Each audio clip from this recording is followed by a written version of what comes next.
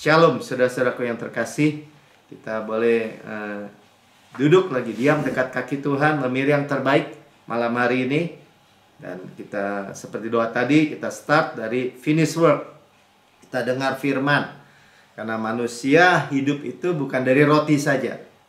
Ya, kita makan nasi gitu ya. Tapi bukan hidup dari nasi aja. Tadi ada segenap firman yang keluar dari mulut Allah. Ya, waktu iblis mencobai Yesus di padang gurun, dia bilang itu batu jadiin roti, pasti nurut. Ya bukan Tuhan Yesus nggak bisa bikin batu jadi roti, ya, tapi ada tertulis manusia hidup bukan dari roti saja, dari segenap firman yang keluar dari mulut Allah. Artinya apa? Padahal kalau mau hidup dan benar-benar hidup di kami, ya Zoe, kita makan. Ya, tuh. Yesus menjawab kan ada tertulis. Jadi jelas di firman Tuhan bahwa Tuhan memberikan kita itu hidup. Ya, dari apa? Dari firman. Amin. Ya, jadi nggak ada yang mati. Kalau orang nggak makan, ya melemah. Ya melemah rohnya, jiwanya, ya tubuhnya ikut. Saudara mau kuat, saudara mau sehat, ya makan firman. Ya mana? Orang Israel aja keluar makan mana 40 tahun, kakinya nggak ada yang pincang. Semuanya kuat. Ya yang percaya seperti Kaleb, dimudahkan lagi bahkan. Ya kita tahu karena Kaleb percaya God's rest, ya Kanaan tempat penantian Tuhan. Dan Bapak kita itu happy, ya senang untuk memberi firman-Nya. Lukas 12 ayat 32 katakan, janganlah takut. Saudara mau takut apa? Ya, kalau Tuhan bilang janganlah takut, ya janganlah takut. Ya, kamu kawanan kecil. Ya, mungkin secara jumlah sedikit, tapi bersama Yesus jangan takut. Kenapa? Kita bukan minoritas, kita mayoritas bersama Yesus. Ya, karena Bapakmu, Yesus ya, telah berkenan memberikan kepada kamu kerajaan itu. Ya, kerajaan itu kita duduk bersama Yesus di sebelah kanan Allah Bapa, didudukan bersama-sama Yesus. Ya pasti punya pasukan, punya tentara. Kita udah belajar waktu hari Jumat. Ya, yang menyertai kita lebih banyak daripada ada yang di dunia ini. Roh yang dalam diri kita lebih besar, lebih kuat, lebih perkasa daripada roh-roh dunia yang lemah dan miskin itu. Ya. Bahkan Tuhan menjaga kita, memerintahkan malaikat-malaikat menjaga kita di sepanjang jalan kita. Continue, berkelanjutan. Ya, menatang tangan kita supaya jangan terantuk kepada batu, supaya jangan jatuh gitu. Ya, saudara, luar biasa. Itulah kerajaan yang Tuhan berikan. Ya, dia happy. Ya, Bapak yang senang memberikan kita kerajaan. Nah, saudara, mungkin orang bertanya, kalau orang percaya kasih karunia, berbuat baik nggak? Nah, kita lihat ya, bahwa ketika kita terima yang baik, terima yang baik, terima kasih, ya pasti meluapnya kebaikan. Ya, di New Christian Church, mereka 1 tahun terakhir ini membuat pelayanan Embrace namanya, Embrace Ministry. Tadi Pastor Lawrence bagikannya panjang lebar. Singkatnya bahwa mereka melakukan pelayanan buat orang-orang yang autis. Ya, biasanya orang autis juga epilepsi lagi. Ya, mungkin beberapa Down syndrome, ya kecerdasannya kurang mungkin ya. Nah, ketika mereka buat pelayanan seperti itu, ya banyak kemajuan terjadi. Ya, beberapa orang anak biasanya gini di Singapura ya saudara. Jadi mereka itu kalau punya anak yang autis, biasanya cuma sama ibu tunggal, karena bapaknya lari mungkin ya, pergi meninggalkan karena anaknya cacat. Dan ya itu nanti kita lihat bahwa itu orang-orang yang paling dasar, paling lemah. Ya, dan mereka melayani. Dan dokter menyaksikan gitu ya, bahwa ada anak otis itu hanya merangkak gitu, nggak mau jalan, nggak mau berdiri. Kemudian dia bisa berdiri lama-lama. Seorang perempuan. Ada berapa pengobatannya setengah udah dikurangi. Nah, jadi ibu yang single mom yang punya anak begitu sekarang bisa tidur, dibilang. Ya, jadi mereka ibadahnya gini, di sini pelayanan buat anak-anak yang kebutuhan khusus ini, di sebelahnya orang tuanya beribadah juga, jadi nggak terganggu. Itu good works ya, pekerjaan yang baik yang Tuhan sediakan. Sama-sama katakan saya punya Tuhan yang baik. Pasti dia berbuat baik. Amin. Dan bagi kita itu buah. Ya, good works itu buah. Ya, kita melakukan kebaikan atau pekerjaan baik bukan untuk selamat, bukan. Karena kita sudah diselamatkan, karena kita sudah terima. Itu buah. Ya, kita baca dari 1 Petrus 2 ayat 9 sampai 12. Tapi kamulah bangsa yang terpilih, imamat yang rajani. Kita holy nation ya, bangsa yang kudus tadi bilang. Ya, imamat yang rajani, imam dan raja. Imam mewakili manusia kepada Tuhan. Ya, kalau imam, setiap perkataannya semua settle, semua terjadi. Ya, kalau imam bilang, kusta, kamu sudah sembuh, udah diperiksa, ya sembuh dia. Imam yang menentukan. Setiap perkataan imam, ya semua kontroversi settle. Makanya perkataan kita perkataan firman, saudara. Raja nih, raja. Kalau itu otoritas. Perkataan raja berkuasa. Nah, itu kita perintahkan. Ya, apa yang kita mau lihat. Bangsa yang kudus, umat kepunyaan Allah sendiri. Supaya, katanya. Nah, ini pekerjaan Yesus semua, yang kalimat yang pertama ini. Kamu memberitakan perbuatan-perbuatan yang besar. Ya, perbuatan-perbuatan yang besar, memberitakannya dengan apa? Ya melalui kita, dari dia tuh. Semua juga dari dia. Yang telah memanggil kamu keluar dari kegelapan kepada terangnya yang ajaib. Dari gelap kita dipanggil keluar. Kita adalah terang. Yesus ada terang. Ya, Tuhan terang memancarnya melalui kita. Apa itu terang? Ayat 10-nya. Kamu yang dahulu bukan umat Allah, tapi sekarang menjadi umatnya. Ya, kita non-Jus, umat Tuhan juga bukan. Ya, maksudnya gitu. Kita Yahudi ada perjanjian juga nggak ada. Jadi kalau ada orang Kristen mau balik lagi ke hukum Taurat, perjanjiannya nggak ada. Itu perjanjian Allah dengan orang Israel melalui Musa di Gunung Sinai. Ya, untuk Gentiles nggak ada, nggak nyambung sama sekali.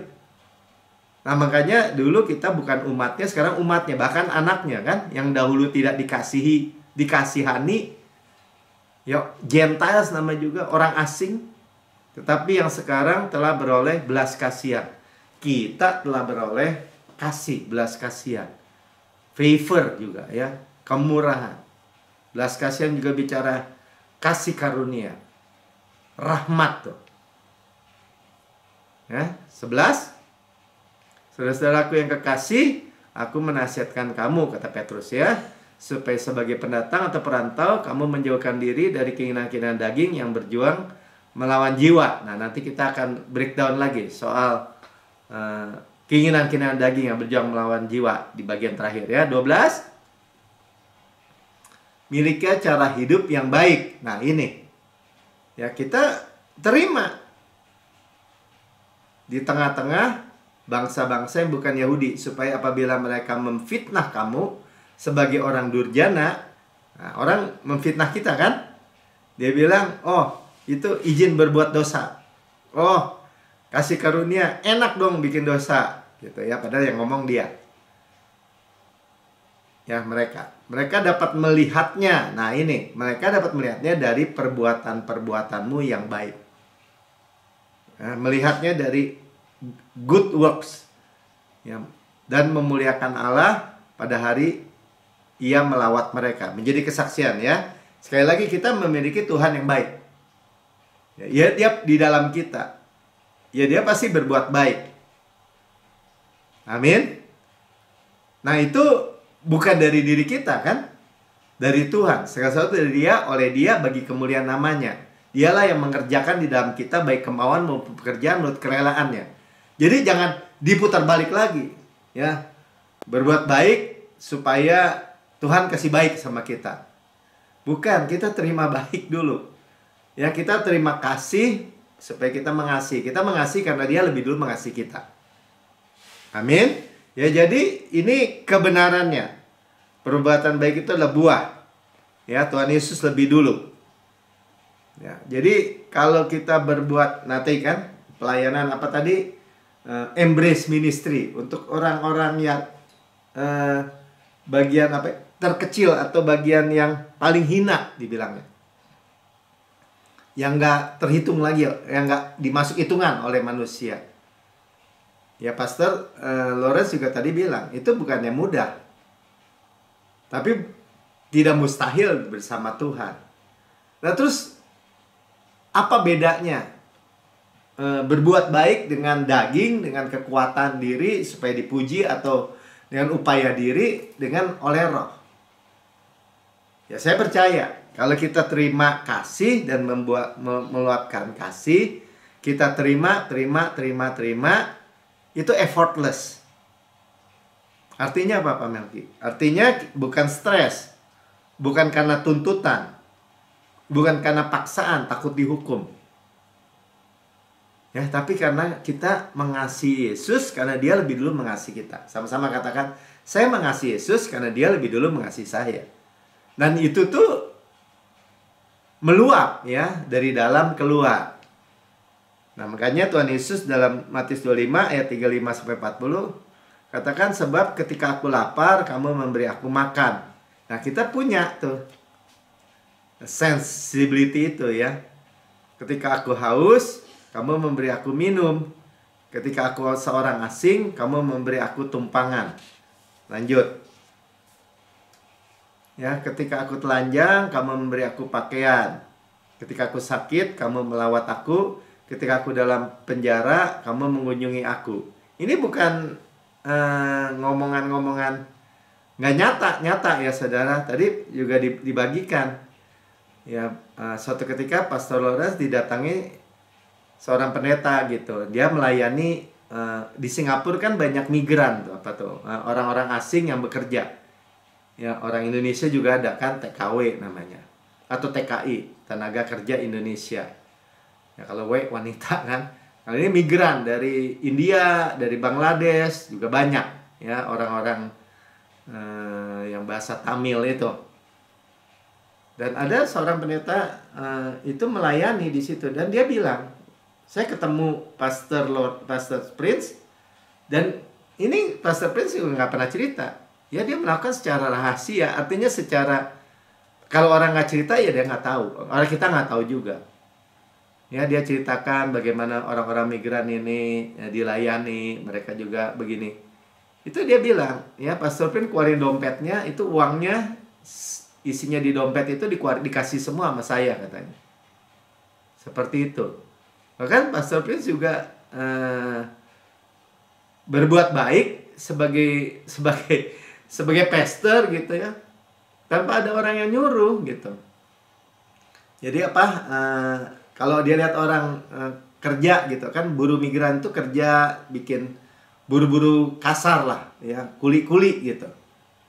Dan dia lihat kuli-kuli itu, dia spesial beliin makanan, beliin minuman gitu buat mereka. Nah, itu Pastor Lawrence sebagai teman, maksudnya sebagai sahabat gitu ya, udah 30 tahun. Akhirnya dia tahu cerita-cerita itu. Walaupun padahal dia juga nggak cerita sama orang. Ya, suatu ketika saya lagi parkir, ada orang, Pak minta makan gitu. Aduh, saya lagi sejenak saya pikir, aduh saya nggak punya uang. Tapi waktu dia jalan, oh iya ya, di dompet saya masih ada uang. Ya saya panggil, saya kasih. Ini Pak buat makan. Saudara, itu bukan buat sok-sokan, bukan. Tapi kita mengasihi karena dia lebih dulu mengasihi kita, gitu. Ya, dan kita terusin ayat berikutnya. Ya, maka orang-orang benar itu lalu menjawab dia, katanya, Tuhan, katanya, Yesus, bila manakah kami melihat engkau lapar, kami memberi engkau makan, haus, kami memberi engkau minum. 38. Bila mana kami melihat engkau sebagai orang asing dan kami memberi engkau tumpangan, atau telanjang, kami memberi engkau pakaian. Kapan? Dia bilang. Nah, Tuhan menjawab ya, 39. Atau terus, yang bagaimana kami melihat engkau sakit atau dalam penjara dan kami mengunjungi engkau. 340. Kata raja itu, dan raja itu akan menjawab mereka, aku berkata kepadamu, sesungguhnya, artinya beneran, surely, segala sesuatu yang kamu lakukan untuk salah seorang dari saudaraku yang paling hina ini. Nah, ini the least ya, paling hina. Ini kamu telah melakukannya untuk aku. Nah, itulah visi daripada Embrace Ministry yang di New Creation Church. Nah, kita sering lihat Pastor Lawrence juga pelayanan untuk orang-orang di Filipina ya, yang orang-orang yang miskin, atau di Vietnam atau di Kamboja, ya, kita sering lihat. Tapi di Singapura sendiri, bagi New Creation Church, orang tua tunggal banyak kan yang memiliki anak yang autis, anak yang cacat secara ya itulah ya, autis, atau saudara tahu sendiri. Itu di tempat yang paling the least tadi, orang yang paling hina. Dan mereka dilayani. Dan mereka mengalami terobosan. Ya. Dia bilang sulit, tapi give me this mountain, katanya. Jangan takut, Kristus adalah kekuatan kita.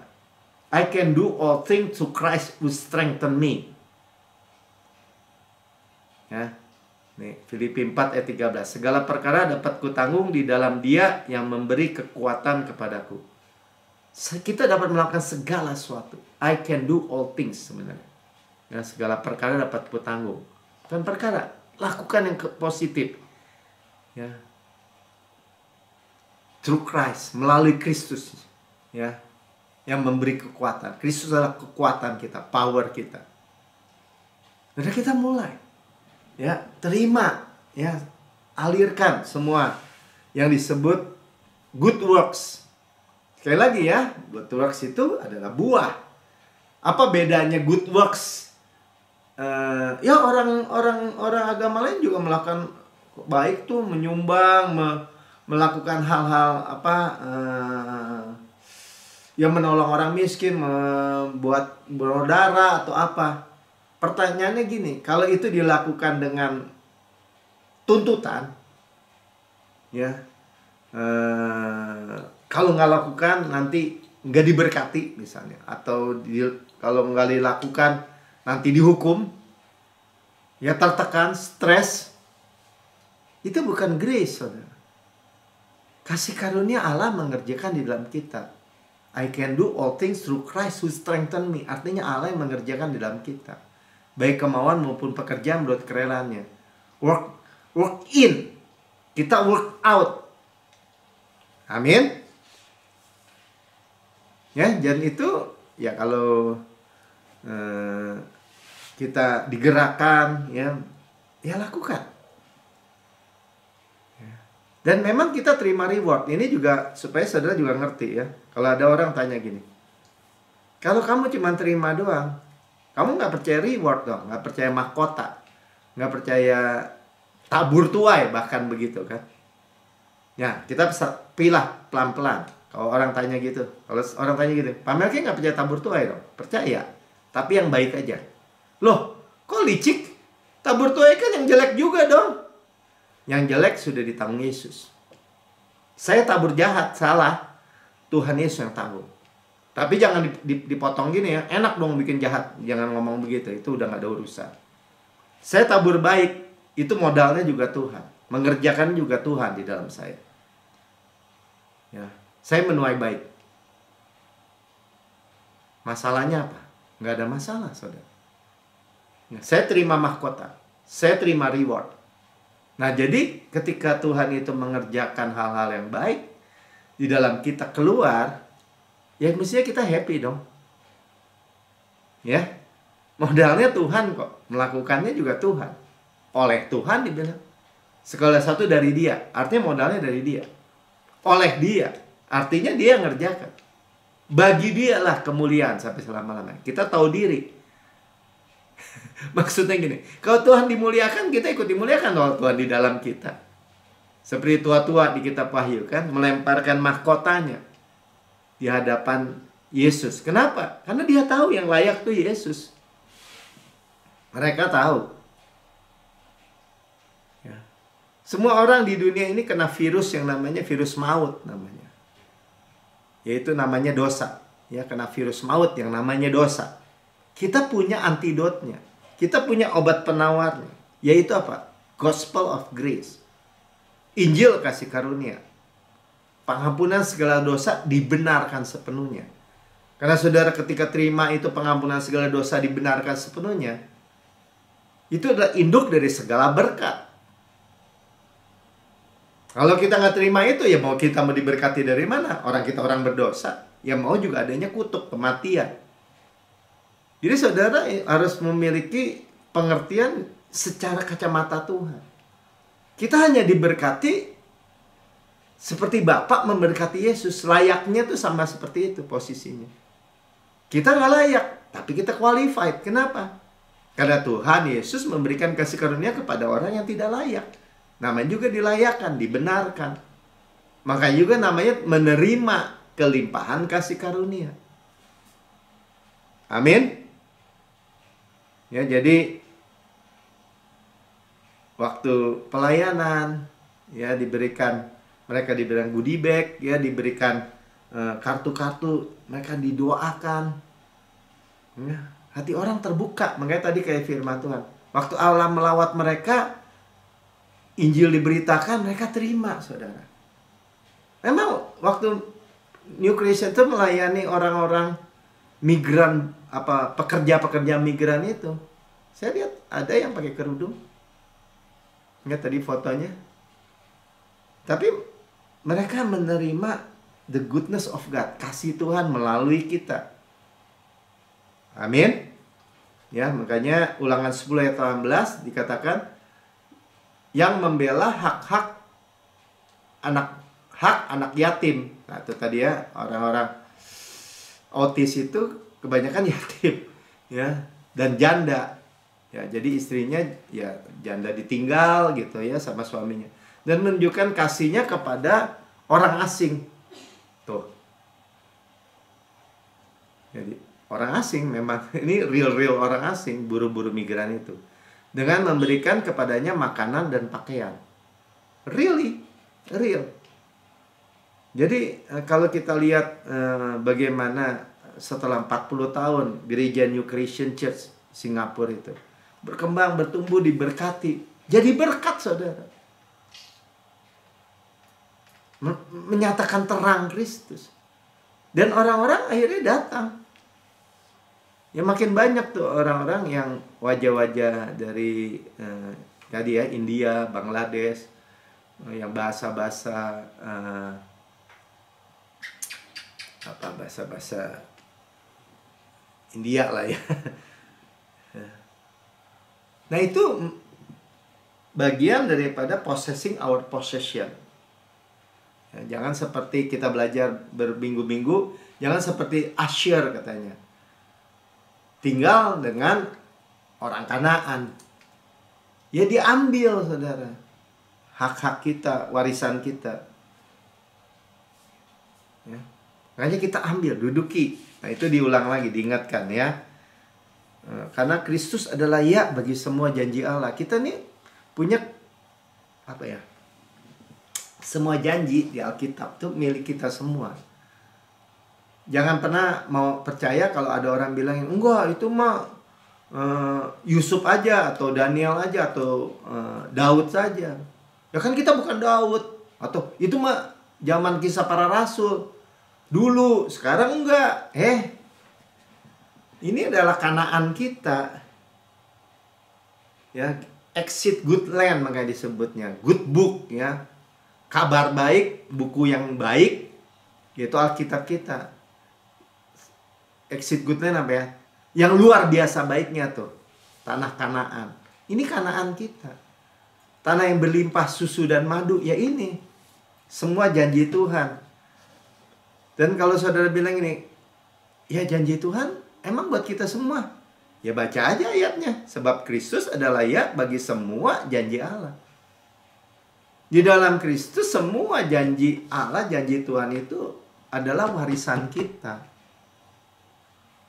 Makanya kita bilang kan, Tuhan Yesus, semua karyamu di kayu salib, yang saya ngerti, yang saya belum ngerti, saya terima semua. Ngapain saya bantah? Kalau misalnya Tuhan bilang gini, dengan panjang umur ku kenyangkan kau Melki. Amin Tuhan.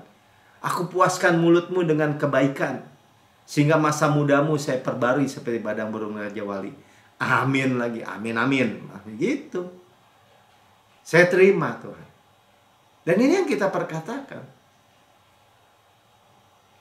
Amin. Ya, aku memberikan kepada kamu kekuatan untuk memperoleh kekayaan. Amin Tuhan. Ya, kamu terima berkat Abraham. Kamu milik Kristus, keturunan Abraham, berhak menerima janji-janji Allah.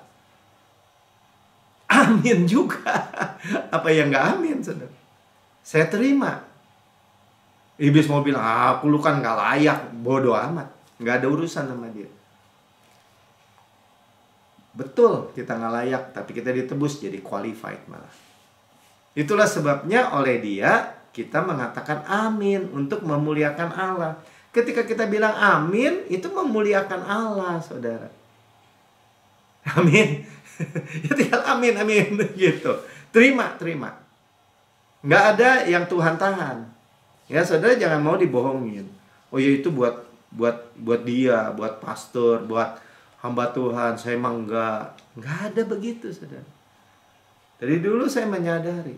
Jangan mengusik orang yang diurapi. Iya, saya juga diurapi, mau atas bawah juga diurapi. Orang kita diurapi oleh Roh Kudus, diberitakan Roh Kudus. Jangan sembarangan. Jangan di downgrade gitu, jangan mau dikecilkan. Apalagi kalau orang bohongin gitu ya. Ya bisa ada orang punya penyakit. Terus dia bilang, "Ya, inilah kasih karunia Tuhan buat saya." Ya jangan mau. Bodoh amat. Pokoknya ngerti nggak ngerti, terima dulu bahwa kesembuhan itu absolut mutlak. Amin. Jangan sampai teguh dicelaknya seperti Yosua 13 ayat 1 nih. Kita baca aja, kita baca supaya kita juga diterangi gitu ya. Sebab setelah Yosua menjadi tua dan lanjut umur. Ya, Yosua banyak umurnya nih. Berfirmanlah Tuhan kepadanya, sampai dibilang ini, "Hei Yos, engkau sudah tua dan lanjut umur. Dan dari negeri ini masih amat banyak, bukan banyak doang, masih amat banyak yang belum diduduki."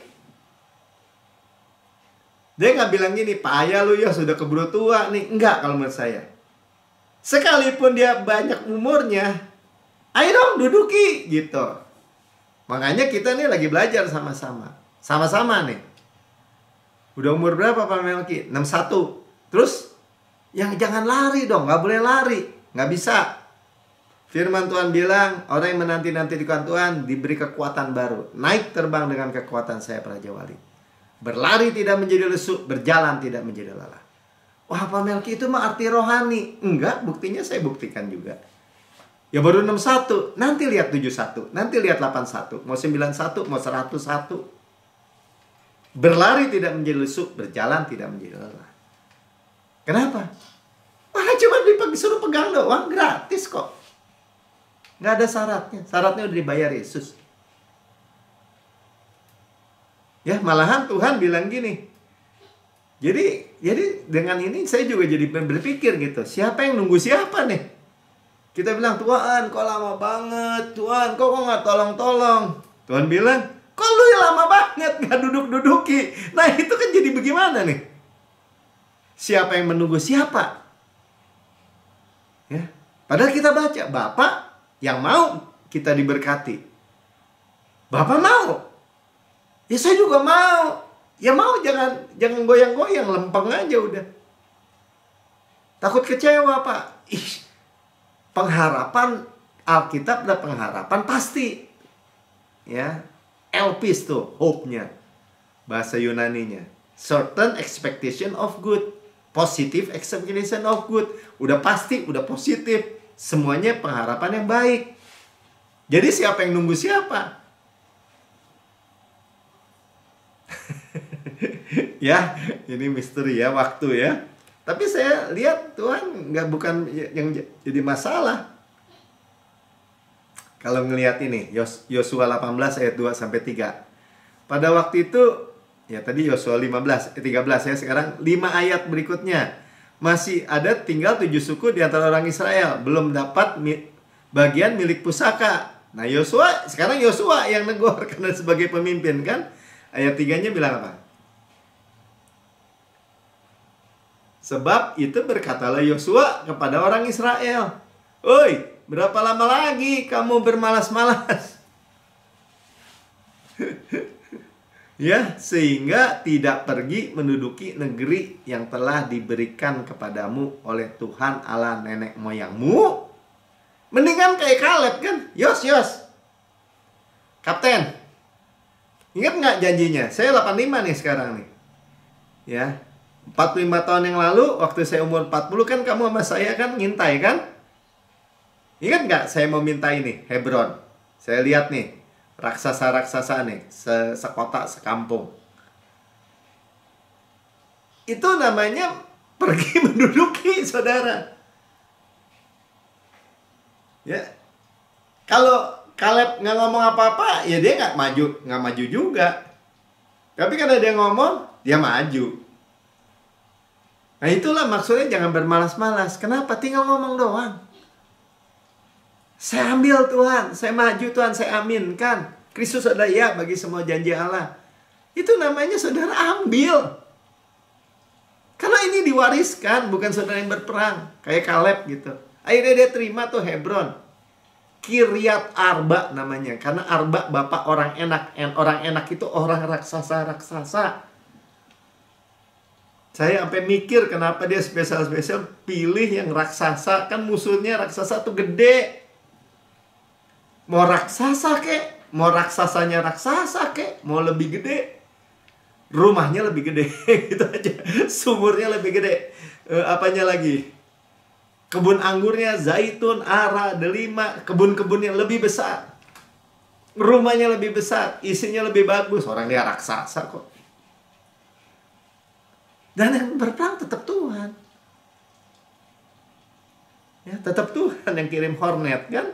Saudara tahu. Jadi kemenangan itu milik kita. Kenapa? Karena Tuhan yang berperang. 1 Korintus 15 kita baca dengan cepat ya. 55-57. Hai maut, di mana kemenanganmu? Nah, jadi musuhnya kan terakhir apa? Maut. Kematian. Sebelum mati sakit, sebelum sakit stres, gitu kan? Hei, di mana kemenanganmu? Hai maut, di mana sengatmu? Nah, dikasih tahu 56. Sengat maut adalah dosa. Oh, dosa udah beres, berarti nggak ada sengatnya lagi. Udah ditanggung Yesus. Ya. Kuasa dosa adalah hukum Taurat. Makanya kita nggak mau menyentuh lagi hukum Taurat, tuntutan yang sudah digenapi oleh Yesus. Powernya dosa itu adalah hukum Taurat, tuntutan. Jadi tadi kan berbuat baik tuntutan, Pak Melki bagikan tuntutan, bukan. Ya, New Christians itu udah kaya, itu banyak duit misalnya. Dan dia menjadi berkat, menjadi terang kepada komunitasnya. Nama Tuhan Yesus dipermuliakan. Yang ngerjain happy, yang melayani happy. Ya, 57. Tetapi syukur kepada Allah. Kita bersyukur tuh. Kita ingat, kita bersyukur. Thank you Lord yang telah memberikan kepada kita kemenangan. Sama-sama dengan sama saya, kemenangan. Ya, di Roma 8 bilang lebih daripada pemenang. Ya, yang memberikan kepada kita kemenangan. Kalau Tuhan bilang memberi kepada kita kemenangan oleh Yesus Kristus Tuhan kita, berarti tidak mungkin kalah. Jadi Pastor Lawrence bilang judulnya apa? Bagaimana bisa kalah katanya. Pakai pertanyaan retoris, bagaimana kalau judul khotbah ini bagaimana kita bisa kalah? Ya. Absolut mutlak kalau sering saya bilang. Tidak mungkin kalah, mustahil kalah, saudara. Maksudnya bagaimana Pak Melki? Buktinya saya sering kalah. Tuhan Yesus nggak mungkin kalah. Saudara mau yang di depan apa Tuhan Yesus yang di depan? Kita di dalam Yesus, Tuhan yang berperang apa saudara yang berperang? Semua harus kita beresin dulu dong cara berpikirnya. Ya, mindsetnya. Ingat lagi 1 Yohanes 5 ayat 4-5. Apa dibilang ya? Sebab semua yang lahir dari alam mengalahkan dunia.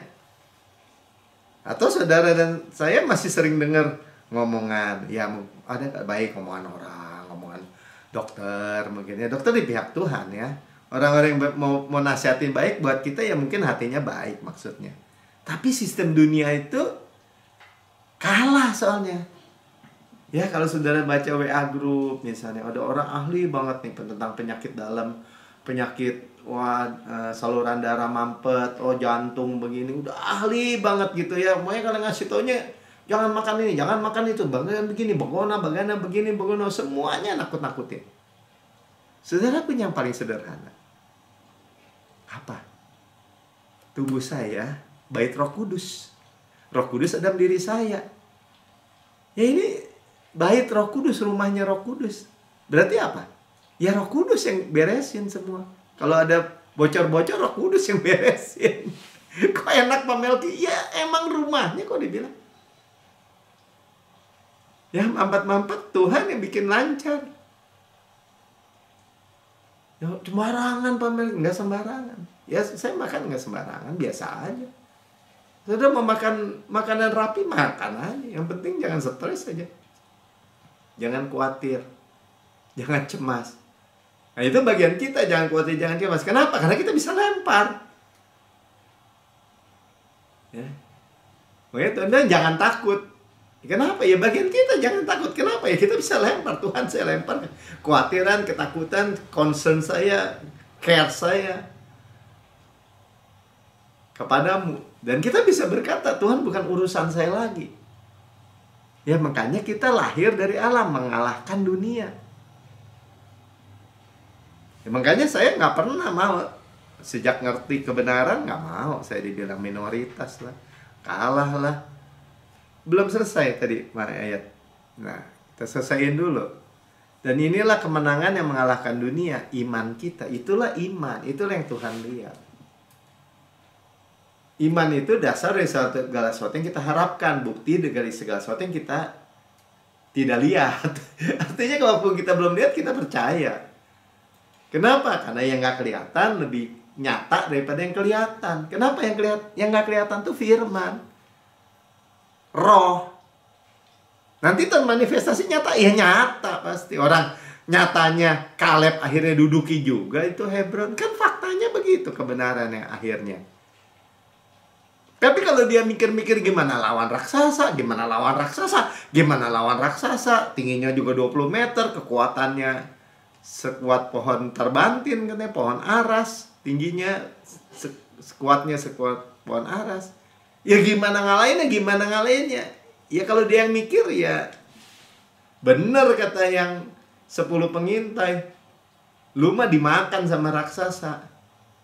Jadi nggak mikir Pak Melki. Ya pakai hikmat Kristus. Kan Kristus juga bilang, yang berperang, aku yang berperang. Saudara percaya nggak? Udah gitu aja kan. Tuhan kau yang berperang. Itu kan perjanjian lama Pak. Perjanjian baru juga Tuhan yang berperang. Allah yang menaruh musuh-musuh kita di bawah kaki kita. Berarti tetap Tuhan yang berperang. Kan kita harus mengenakan selengkap senjata Allah. Ya kenakanlah kebenaran. Kebenaran, ikat pinggang kebenaran itu kebenaran. Kebenaran apa? Saya adalah kebenaran Allah dalam Kristus misalnya. Saya adalah anak Allah. Tuhan adalah Bapak saya. Baju sirah keadilan. Kasut kerelaan memberitakan Injil damai sejahtera. Injilnya aja damai sejahtera namanya. Perisai iman. Ketopong keselamatan tuh helm salvation. Kebenaran keselamatan kita nggak ada yang bisa ambil misalnya gitu. Itu kebenaran. Bukannya kita pakai klik. Dan pedang roh juga berdoa dalam bahasa roh, senjata menyerang, kita belajar hari Jumat. Ya makanya harus tahu. Dan pakai aja, udah pakai aja, nekat aja udah gitu. Tapi bukan nekat ya, kalau dengan kesadaran penuh dengan hikmat Tuhan, ya siapa yang bisa mengalahin kita? Makanya dibilang, mengalahkan dunia, siapa yang bisa ngalahin kita? Siapa yang bisa? Ayo, siapa yang bisa lawan Yesus? Saya mulai melatih juga kayak gitu-gitu. Dulu aja, kalau preman datang lah, orang-orang yang mau ngancam datang lah, saya bilang, ya, saya anak panglima. Saya sering ngomong, pasukan bapak saya itu di mana-mana. Kalau orang yang ngotot gitu ya, saya bilang, kamu nggak bisa melawan saya, nggak akan menang. Beneran, saya ngomong gitu. Dan inilah kemenangan yang mengalahkan dunia, iman kita. Ya kita berdiri teguh. Penyakit sama juga. Virus, kamu nggak bisa menang lawan saya. Nggak bisa menang lawan Yesus. Saya di dalam Yesus ya, harus jelas ya. Kita ada kebenaran Allah di dalam Yesus. Jelas? Ya, jadi ayat 5 kita beresin. Siapakah yang mengalahkan dunia selain daripada Dia yang percaya, cuma percaya tuh, bahwa Yesus adalah anak Allah. Ya berarti apa? Saudara mau menang terus? Bilang, saya percaya Yesus adalah anak Allah. Saya percaya Yesus. Sederhana ya. Tapi kalau dibikin rumit, wah kita gini, kita begini, ngono, begini, begono. Kalah emang. Oh bisa kenal lo Pak Melki, jangan sombong lo. Oh saya gimana sombong? Orang saya di dalam Yesus kok. Saya bilang oleh di dalam Yesus. Ya saudara percaya nggak di dalam Yesus? Kita saudara dan saya percaya di dalam Yesus. Artinya diproteksi sempurna kan sama Yesus kan? Benar nggak? Kalau kita udah bilang di dalam Yesus, sudah nggak ada yang bisa ngalahin deh saudara. Siapa yang bisa ngalahin Yesus? Ya makanya jangan mau dikadalin gitu ya. Oh nggak bisa, kalau kamu dosa kamu keluar. Kalau kamu bertobat kamu masuk. Kamu belum bertobat kamu belum masuk. Ntar keluar, ntar masuk, ntar keluar. Nggak ada keluar masuk begitu. Kita di dalam Yesus, Immanuel, Yesus menyertai kita, tidak pernah meninggalkan kita. Kita di dalam Yesus, di dalam Yesus di dalam kita diberi Roh Kudus selama-lamanya, continue, berkelanjutan. Oh buktinya apa buktinya? Ya, buktinya kita memiliki Roh Allah. Jaminannya. Ya, jadi kita bukan nekat-nekatan nggak puguh gitu ya. Ini cuma bedanya gitu. Kaleb percaya benar. 10 pengintai dengan 3 juta orang Israel nggak percaya, ngikutin percaya yang 10. Ya mati semua di padang gurun itu yang umur 20 ke atas. Kenapa mati? Ya karena mereka percaya mati. Emang kalau Bapak percayanya hidup gimana? Ya pasti hidup. Kenapa? Ya Tuhan di pihak saya, bukan melawan saya. Nggak mungkin Tuhan bilang ini, Melki, lu siapa bilang lu hidup lu? Lah kan Tuhan yang ngomong. Tuhan datang untuk memberikan saya hidup, memberikan segala kelimpahan. Berarti nggak mungkin Tuhan ngomong begitu. Masa Tuhan lebih pintar dari saya lebih pintar dari Tuhan? Kan enggak. Saya cuma terima, percaya, menerima. Amin. Ya jadi bagaimana bisa kalah? Ya nggak mungkin. Makanya 2 Korintus 12 ya, kita baca ya, ayat 9 bagian A bilang apa? Jawab Tuhan kepadaku, cukuplah kasih karuniaku kepadamu, sebab justru dalam kelemahanlah kuasaku menjadi sempurna. My grace is sufficient. Maksudnya gitu ya. Bahasanya ini kayak cukup. Lu udah. Lu gua gak kasih sembuh lah, lu cukup. Bukan. Kasih karuniaku sufficient, mengatasi. Ya, kelemahan kamu gak ada urusan. Kuasaku makin nyata, sempurna. Kita tahu, kita belajar dari Paulus. Mau dirajam, ya Tuhan males juga ya. Kesana dirajam, kesini dicambuk. Coba bisa diusir aja nih utusan iblis ini Tuhan. Biarin.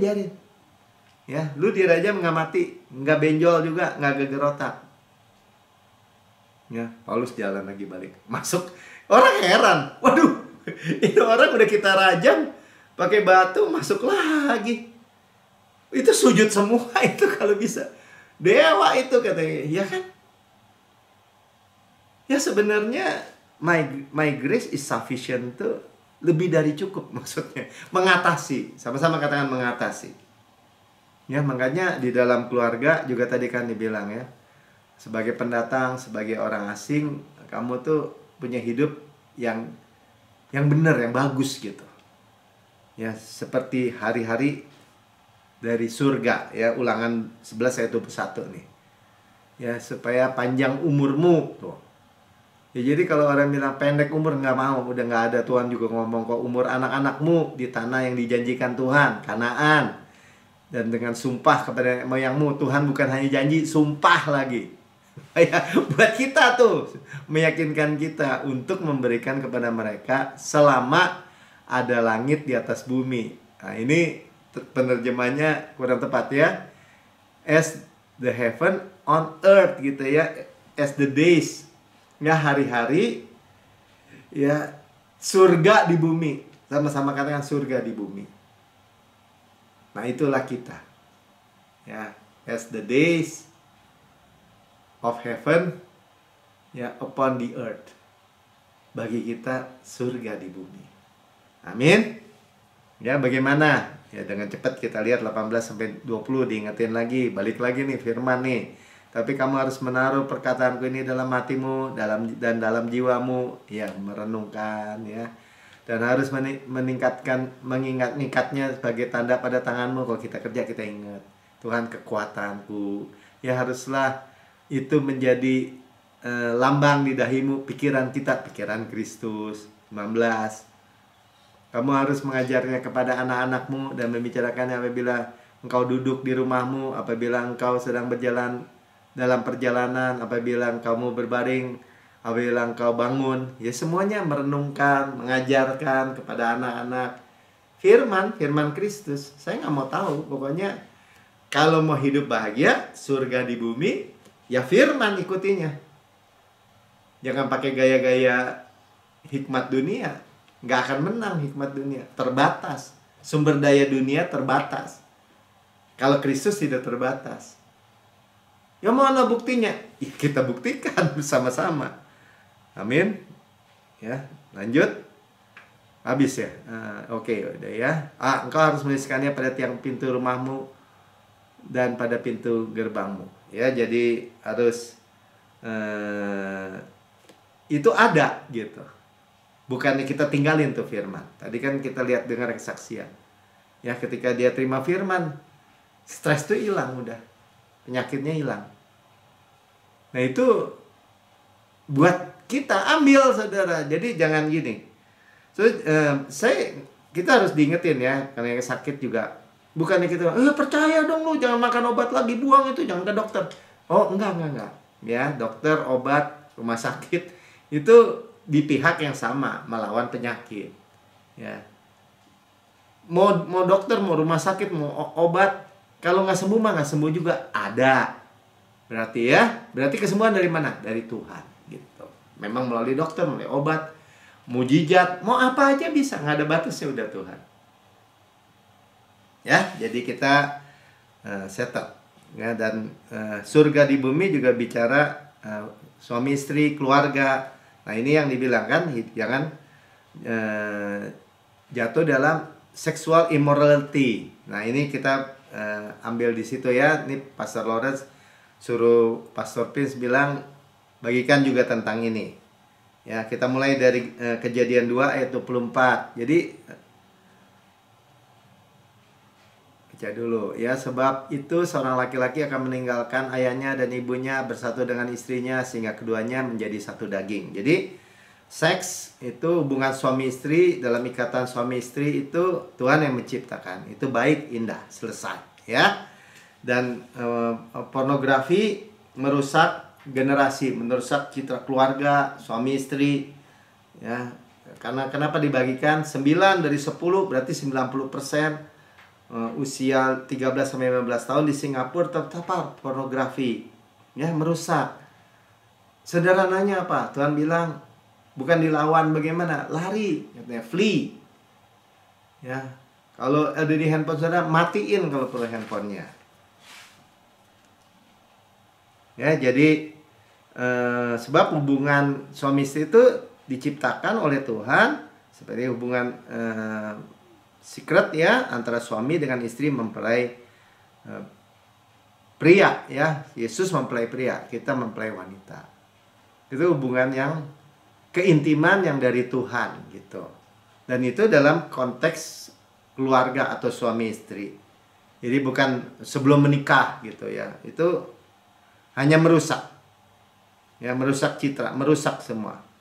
Jadi dalam konteks pernikahan itu ada great pleasure ya. Jadi bagikan nilai-nilai, ceritakan juga. Nah, sebenarnya firman Tuhan menyediakan dalam hikmat ya, di dalam hikmat di Amsal dijelaskan. Dan ini ada konsekuensi kalau orang hidup di dalam kehidupan sexual immorality. Nah, itu menjadi celak kan bagi gereja. Bahkan gereja-gereja kita lihat perceraian, pendeta pencerai, ya kan, kerusakan rumah tangga, perzinahan, bahkan memperkosa ada itu. Ya kita dengar ya di YouTube. Nah, apa wejangan atau nasihat hikmat buat kita? Amsal 5 ayat 1 sampai 5. Ya nanti 7 sampai 11. Sebab itu hai anakku. Jadi Bapak bicara kepada kita, anak. Ya. Juga Bapak jasmani kepada anak juga ya. Perhatikanlah hikmatku. Jadi hikmat itu jangan nggak diperhatikan, perhatikan, baca Amsal saudara setiap hari.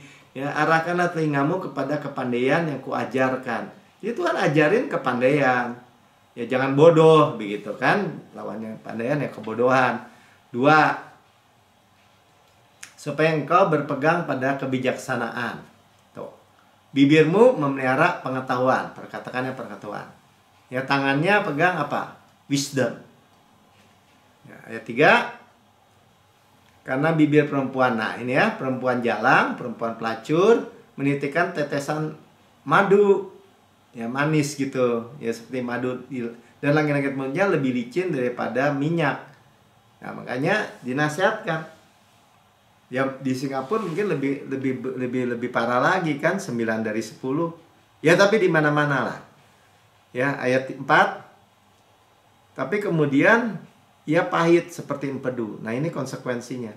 Dan tajam seperti pedang bermata 2. 5. Kakinya turun menuju maut dan langkahnya menuju dunia orang mati. Jadi vektornya itu menuju kematian.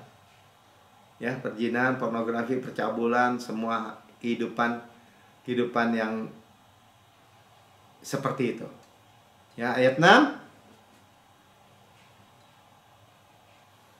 Ayat 7, langsung ayat 7 aja. Ya, 7 sampai 11 ya kita baca. Sebab itu hai anak-anak dengarkanlah aku. Ya, karena itu dengerin katanya. Janganlah kamu menyimpang daripada perkataan mulutku. Tadi kan dinasihati, jangan mau ke situ. Ya, jangan mau nyimpang. 8. Jauhkanlah jalanmu daripada dia. Nah, ya jangan menyimpang situ, menyimpang ke arah yang lain dia bilang. Janganlah menghampiri pintu rumahnya. 9. Supaya engkau jangan menyerahkan keremajaanmu kepada orang lain. Nah ini bagi anak-anak muda juga ya. Tahun-tahun umurmu kepada orang yang kejam. Ya kita baca tuh di Amerika. Ya PDD apa tuh. Wah dari artis-artis kalau mau diiniin dirusak dulu. Ya masuk siapa? Justin Bieber, anaknya siapa? Untung katanya si yang Agnes Monica nggak kena, yang nggak mau, dia punya prinsip. Nah itu orang berhikmat tuh orang, ya ketangkap di Amerika. Rusak tahun-tahun umurmu kepada orang kejam tuh makanya. Jadi ada jebakan yang tempatnya licin ini. 10.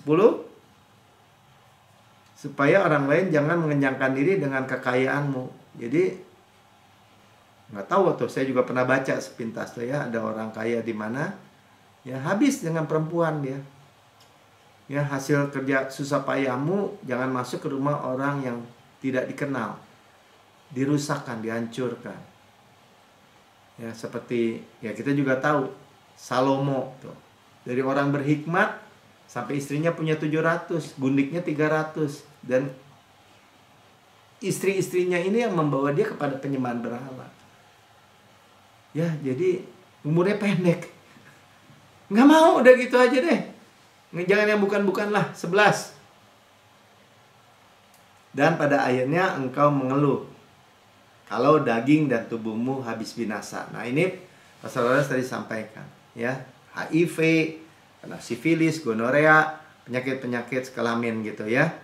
Hancur dagingnya, tubuhnya habis binasa. Dan itu dikaitkan dengan cerita di dalam Yohanes 5 tentang apa? Yang di kolam Bethesda itu.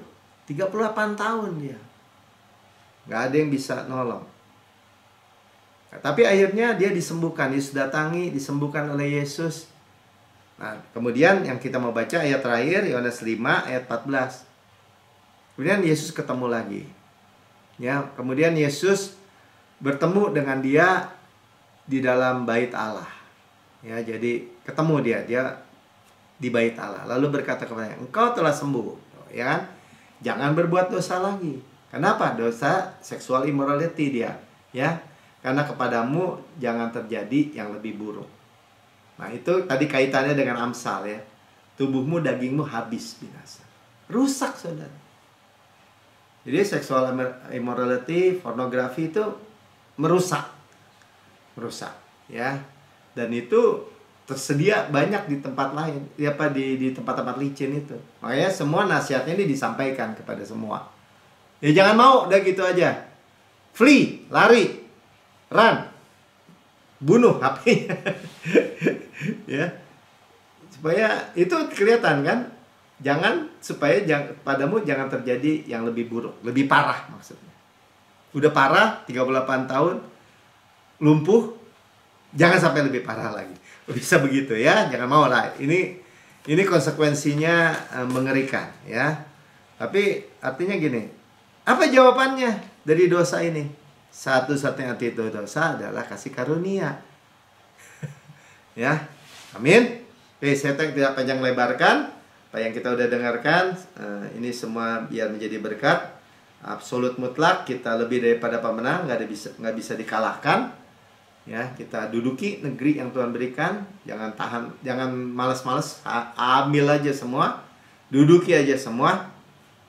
Ya, dan terima, karena kita tahu kasih karunia ini, kita pasti jadi orang baik, gitu ya, orang mulia, bukan jadi orang nggak benar. Percaya, katakan amin aja. Ya, iman aja kan semua. Iman, percaya ya. Nah, mari kita siapkan perjamuan kudus kita. Kita sudah dibasuh dengan air yang jernih, yaitu firman Tuhan. Semua debu-debu sudah dibersihkan. Iblis tidak yang makan debu itu nggak bisa makan lagi kita, ya, karena kaki kita sudah dicuci. Sekarang diseka dengan kain lenan halus mulai perjamuan kudus. Rasul Paulus bilang ini, sebab apa yang kuteruskan kepadamu, aku terima sendiri dari Tuhan, bahwa pada malam Tuhan diserahkan, Tuhan mengambil roti, ya, mengucap syukur, memecah-mecahkan, mengucap syukur, dan berkata, inilah tubuhku, diserahkan bagi kamu, perbuatlah ini menjadi peringatan akan aku. Ya, kita memperingati kematian Tuhan sampai Tuhan Yesus datang. Berarti kita terima kehidupan, ya. Tubuhku benar-benar makanan, kata Tuhan Yesus, darahku benar-benar minuman. Berarti apa? Benar-benar benefit, benar-benar menguntungkan. Bagian kita apa? Discern aja, mengakui tubuh Kristus. Buat tubuh Kristus, tubuh Tuhan diremukkan supaya kita utuh. Sukses, utuh, berkemenangan, tanpa susah payah. Terus tubuh itu ditikam dengan tombak, ya, keluar air dan darah. Supaya dosa kita semua dihapus. Dicambuk sampai tersingkap tulang-tulangnya, menanggung sakit dan penyakit kita. Oleh bilur-bilurnya itu kita sudah sembuh. Dibakar, digantung di kayu salib antara bumi dengan langit. Dan menyerap semua kutuk, hukuman, kematian, murka, api, semua diserap habis, nggak ada sisa buat saudara dan saya. Kita hanya rest, ya, bersandar di dadanya, kemurahan kebaikannya, kasihnya, dan berkata, Tuhan Yesus, sebagaimana Engkau di sorga layak terima kuasa dan kekayaan dan hikmat dan kekuatan dan hormat dan kemuliaan dan berkat, demikian saya di bumi sekarang ini. Di bumi sekarang ini sehat, kuat, segar, dimudahkan, energik, dinamis. Ada DNA Kristus, Zoe Life, Zoe Kosmos. Ya, Zoe itu dalam tiap sel jaringan anggota tubuh kita. Sehingga kita seperti pohon yang Tuhan tanam di tepi aliran air. merambatkan akar yang bertepi batang air, menghasilkan buahnya pada musimnya, tidak layu daunnya. Ya, evergreen, ya tidak layu daunnya. Apa yang kita perbuat prosper, good sukses. Kita nggak lihat. Kalau panas lewat kita nggak lihat. Ya, kita makan daging Kristus, pakanannya, kekuatannya, dadanya, kasihnya, roti malaikat, roti pemenang, roti hidup, mana surgawi, hukum roh yang menghidupkan, yang memerdekakan kita dari hukum dosa, hukum maut. Gandum terbaik diolesi butter dan madu dari gunung batu. Artinya apa? Enak. Saudaraku yang kekasih, bukankah roti yang kita pecah-pecahkan ada persekutuan kita dengan tubuh Kristus? Amin. Makan dalam nama Tuhan Yesus.